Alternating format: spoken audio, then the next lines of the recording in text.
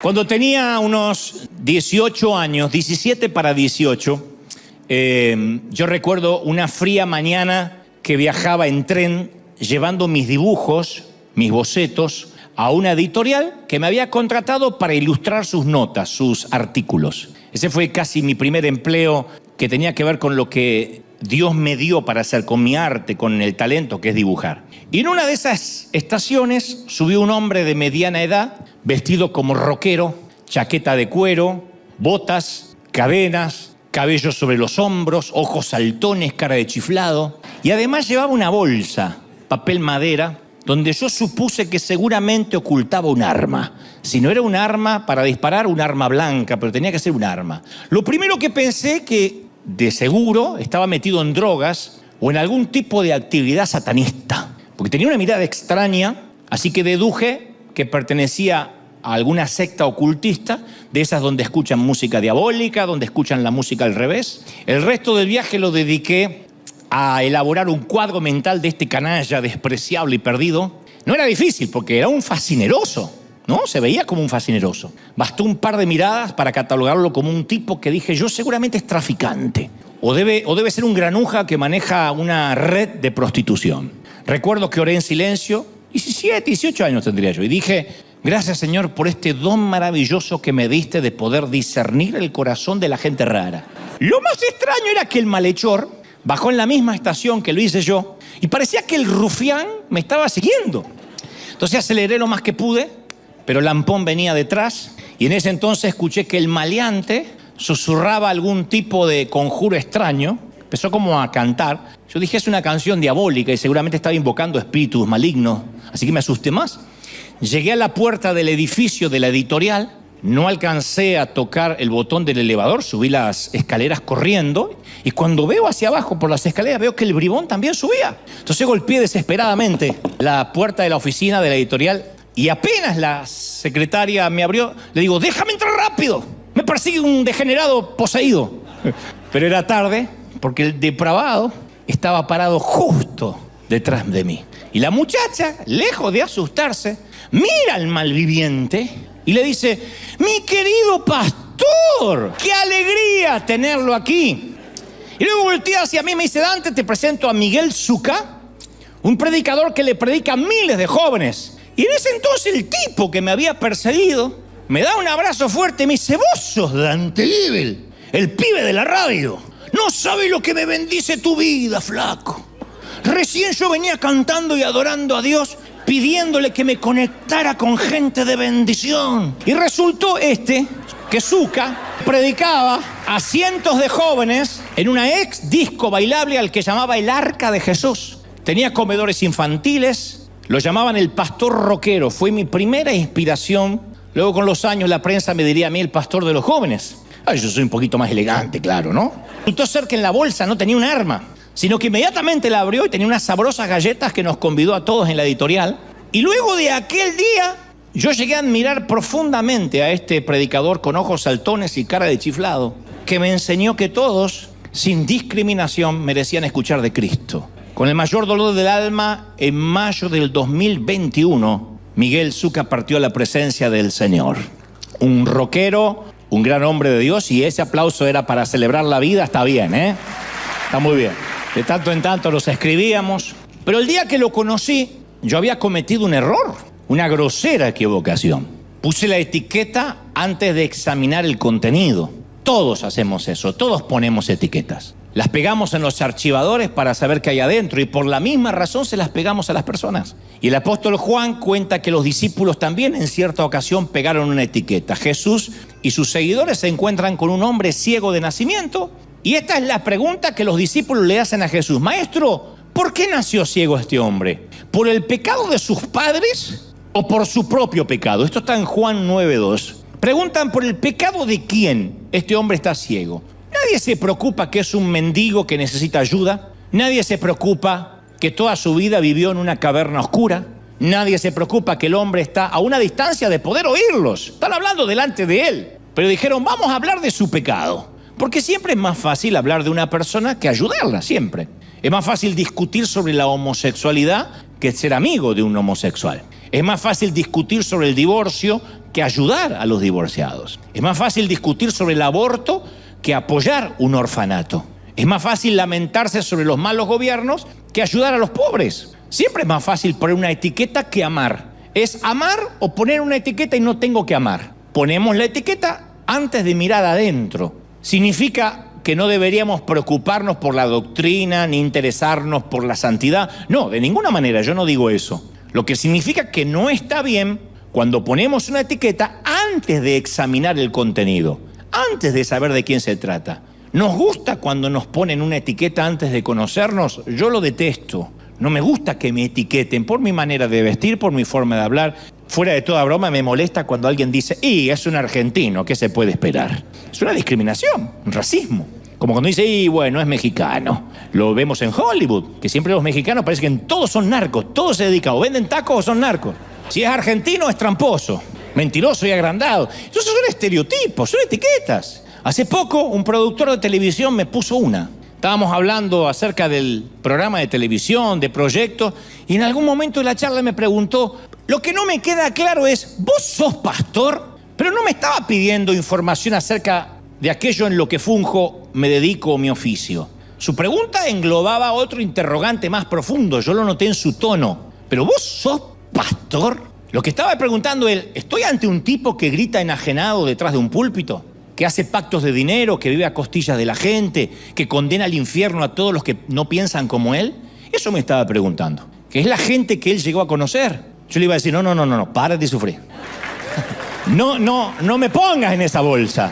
No me ponga en esa bolsa. Yo no soy un pastor de eso. Soy Dante el que pastorea, entre otras cosas. Pero no me ponga en esa misma bolsa de esos sujetos hipócritas que quizás conozca. No es justo. Etiquetas. Yo se las puse a muchos en la vida. Se las puse al pastor rockero y años después me la ponen a mí. En mi caso no me la ponen porque a lo mejor parezco un delincuente, pero me ponen las etiquetas que se les antoja, o es un contador de chiste, o es un humorista, o es un burlón. La etiqueta hace de que no veamos lo que hay adentro, que no nos tomemos el trabajo de investigar. Y nos tranquiliza etiquetar a alguien. Ya está, el divorciado. Ahí está, la loca, la neurótica, el chismoso.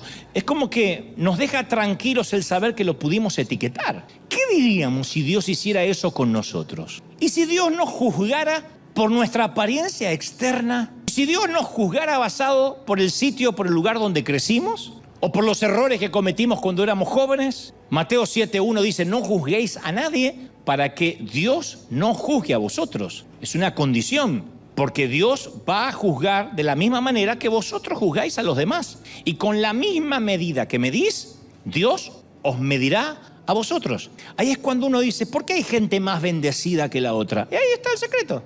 La gente decide cómo quiere que Dios la mida. Uno dice, Dios no hace acepción de personas, Dios bendice a todos por igual. No, el Señor dice, con la misma vara que tú midas serás medido. Si tú juzgas, vas a ser juzgado. El que da gracia va a obtener gracia. Al que mucho se le perdonó, mucho perdona. Entonces, por eso hay gente que alcanza bendiciones, que tiene favores, y otros que están estancados y dice, ¿pero por qué? Dios es injusto. No, el que es injusto eres tú al juzgar a otro, porque te condenas a ti mismo. Nos condenamos a nosotros mismos. Ahora, esto no significa que no podamos discernir, pero lo que sí denota es que no deberíamos dictar sentencia, como muchas veces hablamos aquí. La cantidad de gracia que damos es la cantidad de gracia que recibimos. Y Jesús tenía otra perspectiva del hombre que nació ciego.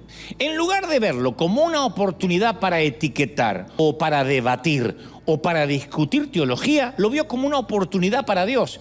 Porque era ciego, dijo Jesús en Juan 9:3, para que en él se demuestre el poder de Dios. Jesús no le puso etiqueta, lo ayudó. No se fijó en su pasado, sino en su futuro. Y yo digo, ¿con quién nos identificamos en esta historia? Algunos nos identificamos con el ciego. Hemos sido muchas veces tema de conversación. Nos pusieron una etiqueta y nos condenaron y no nos movieron de ahí. Otros quizás nos identifiquemos con los observadores. Somos también de los que juzgan, de los que etiquetan. Pero tratar con mi prójimo no es responsabilidad mía, es de Dios. Y hay que aceptar a los que Dios acepta. Entonces Romanos 15:7 dice, por tanto, recibíos los unos a los otros, como también Cristo nos recibió para gloria de Dios. Recibíos, tolérense, acéptense. Alguna vez un gran autor, a quien respeto y admiro mucho, se refirió a la iglesia usando la metáfora de una embarcación, de un navío. Y él imaginaba un navío muy ecléctico, muy disímil en la gente que lo tripulaba. Un barco que tenía un propósito. Él decía, la iglesia es un barco que tiene un propósito: llevarnos a la otra orilla. No es un crucero de paseo, es un buque de guerra. No se nos llama a un viaje de placer, sino una vida de servicio. Y todos a bordo tenemos una tarea diferente. Algunos sacan gente del agua, otros se enfrascan con el enemigo, de modo que manejan los cañones de la oración, los cañones de la adoración. Otros se dedican a la tripulación, alimentan, atienden al capitán, a los que manejan las velas, los motores. Aunque con tareas diferentes, todos los marineros somos iguales. Cada uno puede contar acerca de su encuentro personal con el capitán, porque cada uno recibió un llamado personal. En este barco todos podemos contar que el capitán nos halló en el pueblito que da al puerto y nos invitó a seguirle. Entonces todos lo seguimos, cruzamos la pasarela de la gracia y nos embarcamos en el mismo navío bajo la misma bandera. Hay un solo capitán, un solo destino, y sin embargo hay una inquietud en la tripulación. Al principio, cuando nos embarcamos, damos por sentado que todos los que viajan son como nosotros. Pensamos, tienen que ser iguales a mí. Pero empezamos a recorrer la cubierta y encontramos gente extraña, con apariencias raras. Algunos tienen uniformes que jamás vimos, otros visten modas que jamás presenciamos porque vienen de otras culturas. Pero la variedad de vestidos no es tan perturbadora como la abundancia de opiniones. Porque hay un grupo, por ejemplo, que se reúne todas las mañanas para estudiar en serio.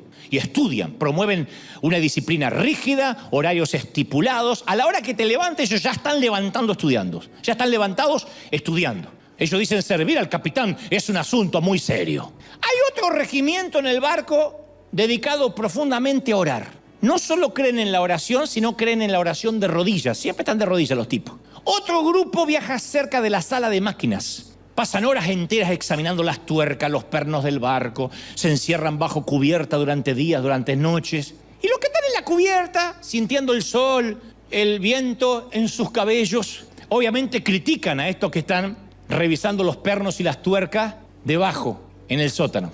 Algunos piensan que una vez que estás en el barco es imposible que te caigas por la borda. Los que estamos aquí nunca nos vamos a caer por la borda. Nunca dejamos de ser marineros. Otros dicen que es posible que te caigas. Es tu decisión, no andes por la orilla.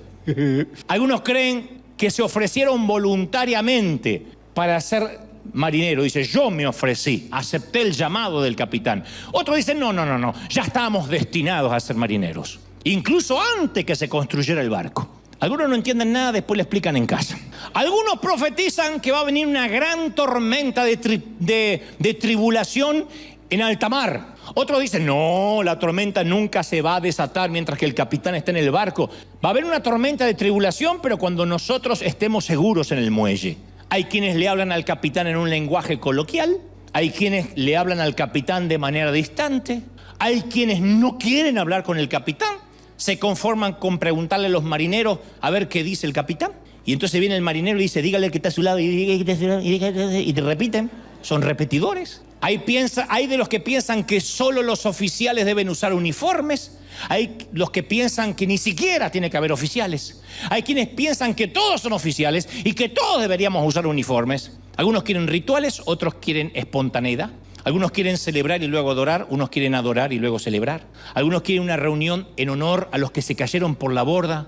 Dice, ¿por qué no hacemos un minuto de silencio por los que se ahogaron? Y otros dicen, no, ni siquiera pensemos en los que se ahogaron. Ya habían nacido ahogados desde que nacieron. Hay que hacer de cuenta que no existieron nunca.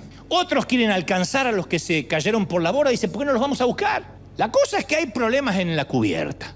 Hay peleas, hay escaramuzas. Los marineros se niegan a hablarse entre sí porque las diferencias cada vez son más marcadas. Lo más trágico es que algunos náufragos en el mar no quieren subir a bordo porque ven pelear a los marineros. Entonces nos preguntamos, ¿cómo hacemos para que haya armonía en la nave? Y no tenemos que ir lejos para encontrar la respuesta. En su última noche, la última oración que hace Jesús antes de subir a la cruz, en Juan 17:20, dice, mas no ruego solamente por estos, sino también por los que van a creer en mí por la palabra de ellos, para que todos sean uno, como tu Padre en mí y yo en ti, que también ellos sean uno en nosotros, para que el mundo crea que tú me enviaste.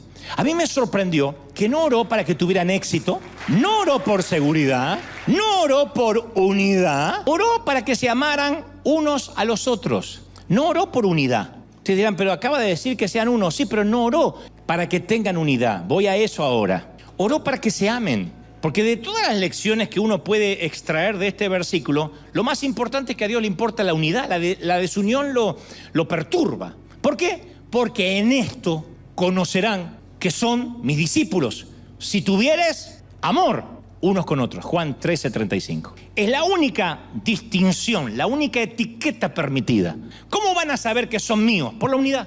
¿Cómo creerá el mundo que Dios envió a Jesús? No lo hará porque estemos de acuerdo, no lo hará porque resolvamos cada controversia, no lo hará porque todos votemos por el mismo candidato, no lo hará porque jamás cometeremos un error doctrinal. La gente va a creer porque nos va a ver la manera en que nos amamos. Entonces, la unidad crea fe, la desunión crea incredulidad. No, yo no quiero saber nada con los evangélicos si se viven peleando. ¿Quién quiere embarcarse en una nave lleno de marineros peleando, discutiendo, odiándose por pensar distinto?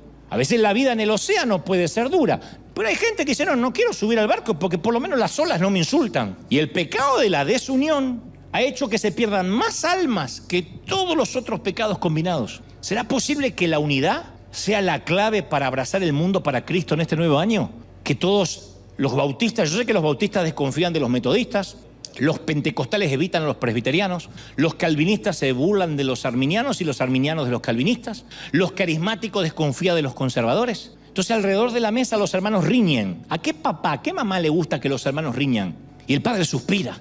Y en el suspiro menciona lo que dijo en Juan 10:16. También tengo, no se olviden, que también tengo otras ovejas que no son de este redil. Y también a ellas las voy a traer. Me obedecerán. Y habrá un solo rebaño y un solo pastor. Un solo rebaño y un solo pastor. Lo dijo el Señor. ¿Lo crees de verdad, sí o no? Un solo rebaño, un solo pastor. Pero no entendemos eso. Nos cuesta. Es porque uno se pelea por la exclusividad, por la franquicia. Entonces las divisiones religiosas no son idea de Dios. La franquicia, los sectarismos, son ideas nuestras. Somos así. Nosotros vemos a alguien raro y es un satanista. Después resulta ser un pastor. Y él tiene solo un rebaño. Y el rebaño tiene solo un pastor. Y nosotros creemos que hay muchos. Pero estamos equivocados, hay uno solo. En ninguna parte de la Biblia, y ahora voy, se nos dice hay que edificar la unidad. No, dice que hay que mantener la unidad que ya existe. Por eso Pablo exhorta en Efesios 4:3 y nos dice, manténganse siempre unidos con la ayuda del Espíritu Santo. Sin el Espíritu Santo uno no puede mantenerse unido. Entonces nuestra misión no es levantar, inventar la unidad, sino admitirla. Y sí, es la familia que nos tocó. De hecho, pueden pegar un vistazo en casa y acá, decir, mira, ay, no puedo creer que esta es mi familia. Mira lo que te tocó. Qué fauna maravillosa. ¿Y qué significa comprometer mis convicciones? No. Pero esto significa examinar nuestras actitudes, porque la unidad no empieza cuando examinamos a otros para ver si encajan con nosotros. La unidad comienza cuando nos autoexaminamos, no cuando examinamos al otro. No podemos exigir que el otro cambie, sino admitir que tampoco nosotros somos perfectos, que para alguien somos gente rara. ¿Sabían que son raros ustedes? Algunos dicen, ay no, sí son raros, gente rara. Para algunos lo ven como gente rara. Y escucha al maestro preguntarle a los discípulos en Marcos 9:33. Le dice una pregunta que los avergüenza. Le dice, ¿qué disputabais vosotros en el camino? ¿De qué estaban discutiendo? Le dice en un momento el Señor. Tuvo el discernimiento que los discípulos de Jesús venían discutiendo. Y los tipos se ruborizaron. No por la ira, sino por la vergüenza. Discutieron. ¿Sobre doctrina? No. ¿Sobre estrategia? No. ¿Ética o valores? No. Discutieron sobre cuál de ellos sería el más grande en el reino. Estaban luchando por poder los tipos en presencia de Cristo. ¿Y no es ahí donde empieza la división? Santiago 3:16 afirma, porque donde hay celos y contención, allí hay perturbación y toda obra perversa. Y en Santiago 4:1 dice, ¿de dónde vienen las guerras? ¿De dónde vienen los pleitos entre vosotros? ¿No es de vuestras pasiones, las cuales combaten en vuestros miembros? Estaban peleando por qué posición tendrían delante de Cristo. Entonces, ¿cuál es el primer paso a la unidad. Y yo no hablo de la unidad necesariamente con otras iglesias, decía, ve con quién. También, pero no estoy hablando de eso, con la unidad entre nosotros inclusive. Aceptación, no acuerdo, aceptación. No unanimidad, aceptación. No que el rockero se corte el pelo, aceptación. No negociación, no arbitraje, no uniformidad, aceptación. Me encantaría, no hago nunca esto, pero como estamos empezando el año, dile al de la derecha y al de la izquierda, aceptación, cabezón, aceptación, cabezona. ¿Me tienes que aceptar? A mí también me tienen que aceptar. No, que cambie, a mí no me gusta que cambie. ¿Por qué tengo que cambiar? Y menos a esta edad. ¿Quién cambia a esta edad? Nadie cambia. A menos que nos cambie el Señor. Ahora, no nos unen como pensábamos antes. Las mujeres, que todas las mujeres usen faldas largas, que todas tengan el mismo cabello, que los hombres usen corbata y cabello corto. No, somos una iglesia, no somos Corea del Norte. Somos una iglesia, somos disímil, distintos, ¿sí o no? Pero solemos pensar que los límites son parte necesaria de la religión. Y el apóstol Juan también tiene un límite. En Marcos 9:38 hay un episodio que te lo quiero regalar para empezar el año. Cuando Juan pone un límite. Juan, el hijo del trueno, le dice, maestro, hemos visto a un hombre que en tu nombre echa fuera demonios. No que está haciendo que echa fuera, no, los está echando. Pero él no nos sigue. Así que se lo prohibimos porque no nos seguía. Juan tiene un dilema. Él y otros discípulos vieron a alguien que hacía una gran obra. Este hombre echaba fuera demonios. Y lo que es aún peor, le daba el mérito a Dios. O sea que lo hacía en nombre de Cristo. ¿Está? Todo estaba bien respecto al hombre. Tenía buenos resultados, tenía un corazón correcto, pero había un problema. Pertenecía al grupo equivocado. Pertenecía al grupo equivocado. El tipo juega bien al fútbol, el tipo es bueno, pero tiene la camiseta argentina. Lo he visto en este mundial. ¿Pero a vos te gusta Messi? Sí, es bueno, sí. Pero nunca, ni loco, voy por Argentina, porque estaba en el grupo equivocado. Meten a Messi en México y celebran todo. Pero el tema es el grupo equivocado. Eso primero. Y y segundo, los discípulos, alguno no entendió, no importa, pasó. Son los rezagos del año pasado.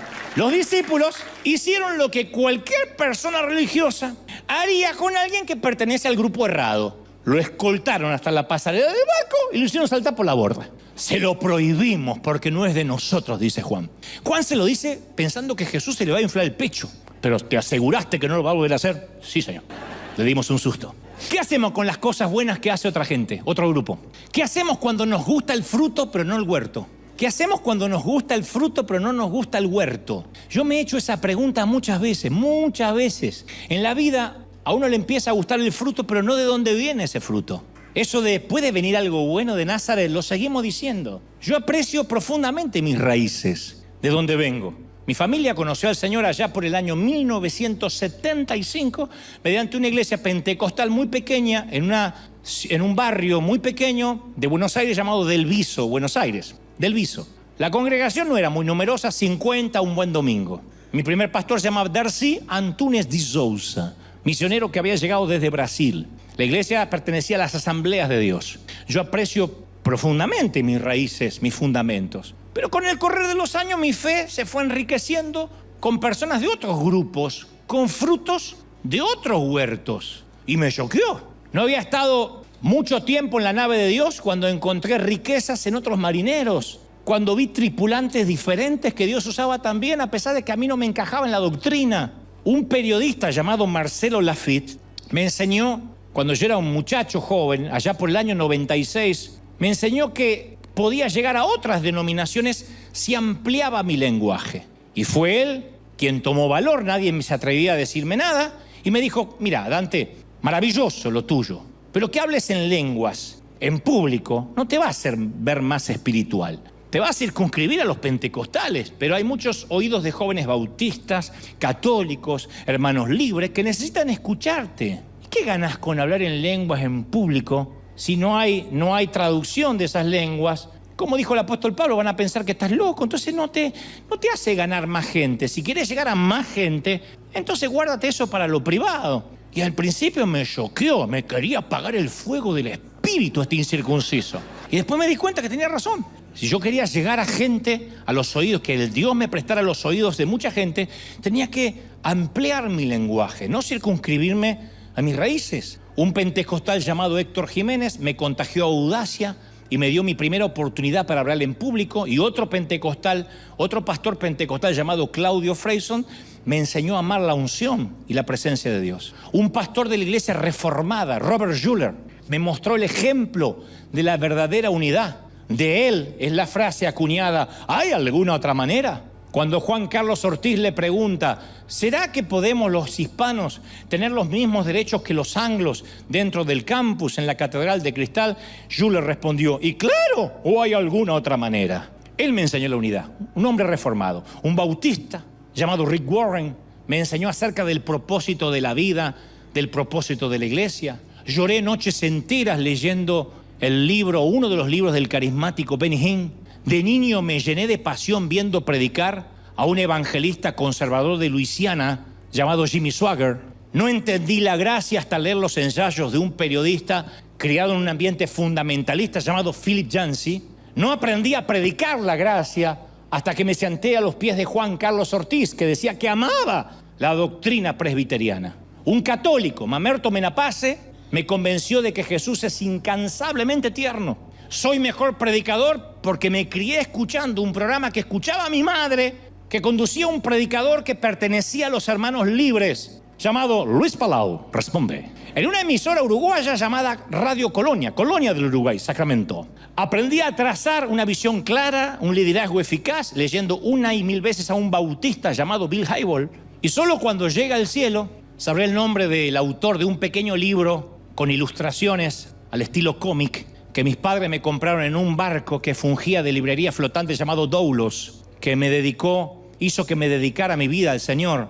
Lo leí con voracidad una fría noche de invierno de 1980. Yo no sé el nombre del autor del libro, nunca lo volví a ver. No sé el linaje del autor. Quizás fue un profesional o un ángel o ambas cosas. Pero algo de aquellas ilustraciones me obligó a quedarme orando toda la noche y rededicar mi vida a Cristo. Entonces, ¿qué hacer cuando personas de otros grupos, de otras denominaciones, de pronto son usados para bendecirnos? No hablo de acciones que dividen, de enseñanzas heréticas, hablo de buenas obras, de cosas que le dan la gloria a Dios y que Dios los utiliza. Ahora regresemos a la conversación de Jesús y los discípulos. Primero prestemos atención a lo que no dijo. Juan le dice: hay alguien que en tu nombre está echando demonios y se lo prohibimos porque no nos sigue. Y presta atención a lo que Jesús no dice. No dice: bueno, pero si el tipo te cae bien, está bien. No, porque gestos generosos, buenas acciones, no te hace un cristiano necesariamente, ni un discípulo. Solo porque alguien haga el bien, no significa que sean cristianos necesariamente. Angelina Jolie adopta niños en África. Los adoptaba con Brad Pitt. Y Bill Gates es el mayor filántropo del mundo. No nos consta necesariamente que sean cristianos. Entonces Jesús no hace un llamado a la tolerancia ciega. Si hacen algo bien, está bien. No. Pero tampoco endosa un rechazo en blanco. No le entrega a Juan un libro de regulaciones para medir a cada candidato. Porque si se necesitara esa lista, este hubiese sido el momento ideal para darle la lista a Juan. No se la dio. Observa lo que Jesús dice en Marcos 9:39. Dice: no se lo prohibáis, porque no hay nadie que haga un milagro en mi nombre que luego pueda decir algo mal de mí. Si hace un milagro de mi nombre, porque yo lo respaldo. Si yo lo respaldo, es imposible que haga algo en contra mío. No se lo prohíban. Si está conmigo, está conmigo. No puede estar en ambos bandos. Entonces, ¿qué hace Jesús? Primero observa el fruto. ¿Es bueno? ¿Está rico? ¿Saludable? ¿Está ayudando o está dañando a la gente? No comparto lo que hace ese predicador. ¿Está ayudando o está dañando? Siempre alguien le busca la vuelta y se los está llevando al infierno. Satanás no es un ser que persevera en lo que hace. Satanás no puede bendecir a alguien 40 años. A veces por años, 50 años, a veces por años, hombres y mujeres de Dios son atacados, atribuyéndole las obras de Dios a Belcebú. River no es de Dios, lo vienen diciendo hace 14 años. Y lo que no es de Dios inmediatamente desaparece, no sigue creciendo. Entonces a veces la producción es más importante que la denominación. El fruto es más importante que el nombre del huerto. Y si la persona lleva fruto, hay que ser agradecido. Un buen árbol no puede dar fruto malo, de modo que damos gracias a Dios, que Dios obra en otra gente aparte de nosotros, en otros. Y algunos no nos van a encajar. Pero el Señor dice: no solo miras el fruto, sino la fe. ¿En nombre de quién hace la obra? Jesús aceptó la obra de este hombre porque se hacía en el nombre de Cristo. Entonces significa que está bajo la autoridad y el poder de ese nombre.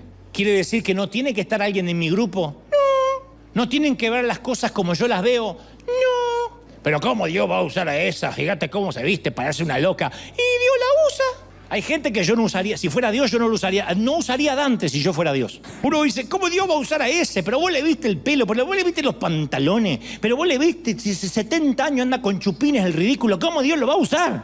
Y Dios lo usa, porque lo importante es su fruto y su fe. Este Juan que dice, se lo prohibimos, Señor, más adelante llegaría a escribir todo aquel que confiese que Jesús es el Hijo de Dios y permanece en Él, y él en Dios es un cristiano. Primera de Juan 4:15. Dios permanece en Él. ¿Cuánto lo creen? Díganme, amén. Entonces, donde hay arrepentimiento y un nuevo nacimiento, hay un cristiano. Cuando hallamos a alguien cuya fe está en la cruz, sus ojos en el Salvador, descubrimos a un hermano. Tenemos más hermanos de lo que imaginamos. Cuando la iglesia en Roma debate si estaba bien comer carnes sacrificadas a los ídolos o no, Pablo nunca recomendó que empezaran o que fundaran dos iglesias. Una para las que comen carne y otra para los que no comen carne. Al contrario, les instó, recibíos unos a los otros, como también Cristo los recibió para la gloria de Dios. Romanos 15:7. Había una canción de un viejo cantante de mi tiempo que se llamaba Luis Alfredo. Es aquel que supo cantar baja Dios de las nubes y llévalo a las plazas donde trabajas. Y este gallego cantaba la canción del ombligo también. Él decía, tengo una trivia. No me acuerdo de la canción, pero sí me acuerdo de qué se trataba. Decía, tengo una trivia. La canción decía, esta canción esta trova trata de una trivia. Adán y Eva, ¿tenían ombligos o no tenían ombligos? Y uno empieza a cantar y luego dice, no tenían, porque el ombligo es la huella del cordón umbilical. Puesto que Adán fue formado del polvo y Eva fue formado de Adán, ambos no estuvieron en ningún vientre materno, por lo cual no tenían ombligo. Algunos dicen, sí, tal vez lo tenía como detalle decorativo, Dios le hizo así para que, cuando todavía estaba fresquito. Los hijos sí tenían ombligo. El ombligo de los hijos de Adán y Eva eran para adentro o era para afuera. Y entonces empieza a imaginar el trovador que ya en aquel entonces empieza la división eclesiástica, los ombliguistas adentristas y los ombliguistas afueristas. Y la canción transita por los rieles de la ridiculez y nos hacen ver cómo ridiculeces a veces nos ponen en veredas opuestas. Y yo pienso, si Dios puede tolerar mis errores, ¿yo puedo tolerar la falta de los demás? Si Dios puede tolerar mis fracasos, mis necedades, si Dios me permite llamarle Padre, empieza un nuevo año, Señor, olvídate lo que pasó. Y empezamos un nuevo año. ¿No debería extender yo la misma gracia este año para otros? Si Dios no me demanda perfección, ¿debería yo exigírsela a otro? ¿Tú quién eres que juzgas al criado ajeno? Dice Pablo en Romanos 14:4. Porque para su propio Señor está en pie o cae, pero estará firme porque poderoso es el Señor para hacerle estar firme. Pero para su Señor es que cae, no cae para ti, no te decepciona a ti. Si alguien alguna vez se va a decepcionar conmigo, es su problema. Porque yo nunca me puse en una postura de no decepcionar a nadie. Yo soy el pastor y no decepciono. ¿Cómo no? Soy un gran decepcionador. Y usted también. Ay, que se ríe tanto. Usted también.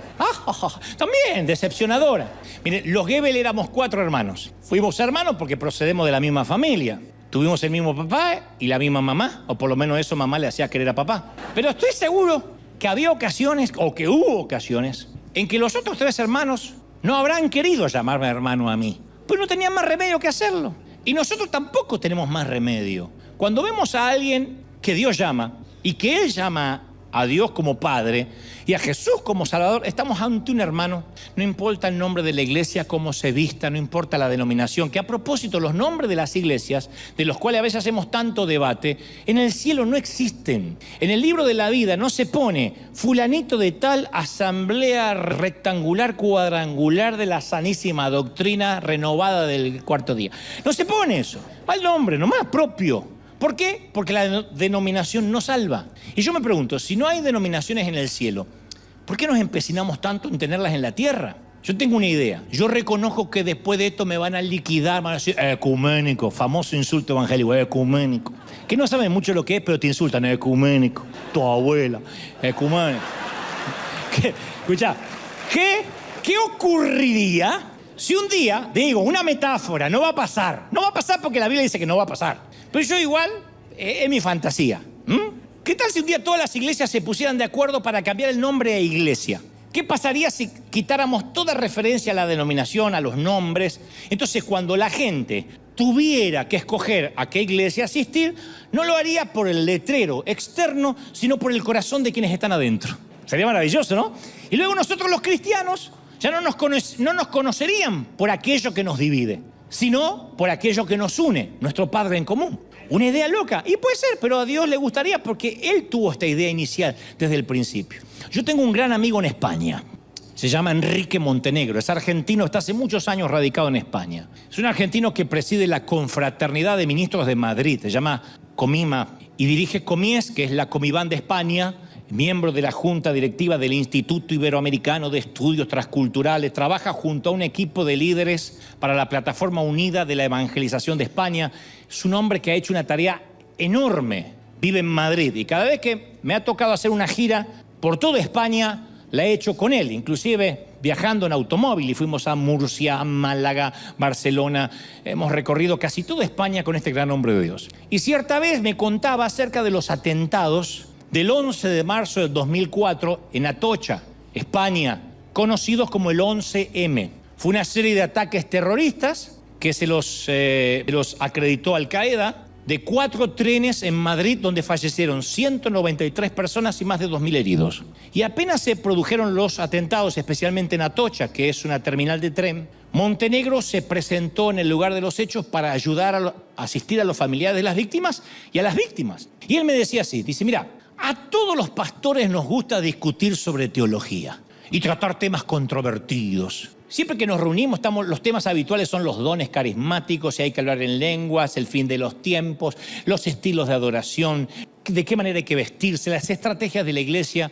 Dice, los pastores siempre creemos que podemos distinguir al fiel del infiel, los sanos de los herejes, los verdaderos de los falsos. Sabemos quién está dentro, quién está afuera. No, aquel es un falso profeta, yo lo escuché, un desastre. Pero cuando ocurrió el atentado de Atocha, se nos olvidó todo. Dice, la destrucción causada por el terrorismo hizo que las diferencias parecieran nimias, diminutas, pueriles. Pastores de todas las denominaciones, algunos tenían cuellito clerical, interpretábamos que eran sacerdotes, curas, todos fuimos a ayudar. Caminábamos sobre cadáveres, bolsas y bolsas de partes desmembradas de cuerpos que no podíamos reconocer. Teníamos que ayudar a la Cruz Roja. Decíamos, soy ministro, ayude, trate de identificar a alguien. Veíamos niños semidesnudos vagando entre los escombros y los muertos, largas colas, filas de gente herida esperando atención médica, gente gritando, mi esposo está allí, díganme si está muerto. Y ahí es cuando nuestras opiniones pastorales parecían insignificantes, me decía, porque el desastre exigía trabajo en equipo, el desafío creó un equipo.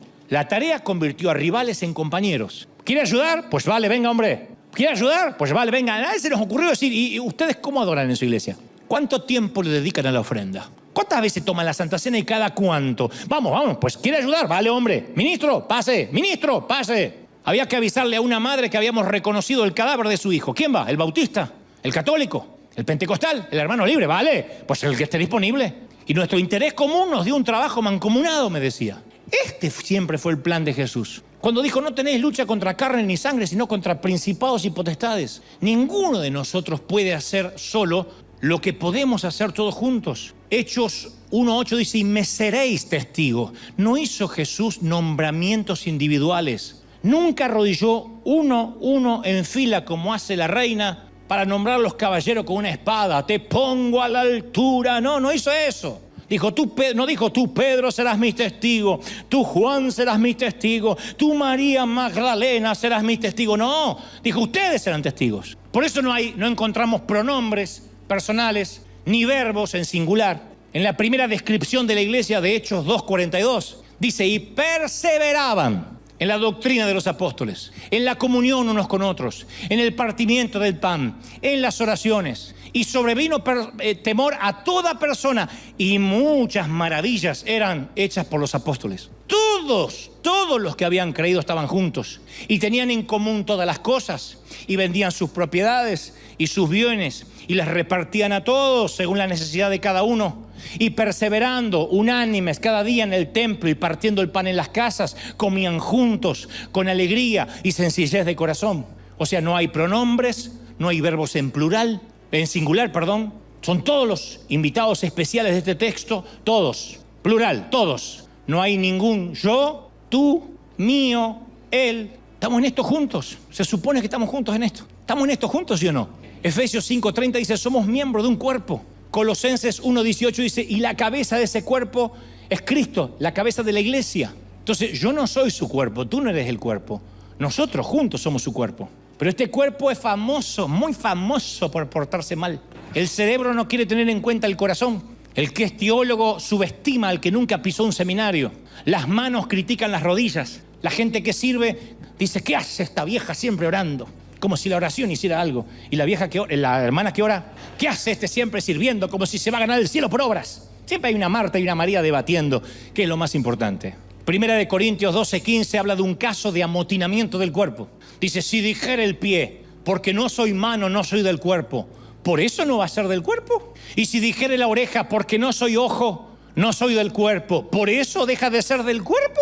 Si todo el cuerpo fuese ojo, ¿dónde estaría el oído? Si todo fuese oído, esto es Biblia, ¿dónde estaría el olfato? Pero Dios ha colocado los miembros, cada uno en el cuerpo como Él quiso. Como Él quiso, cada uno ocupa un lugar, ¿sí o no?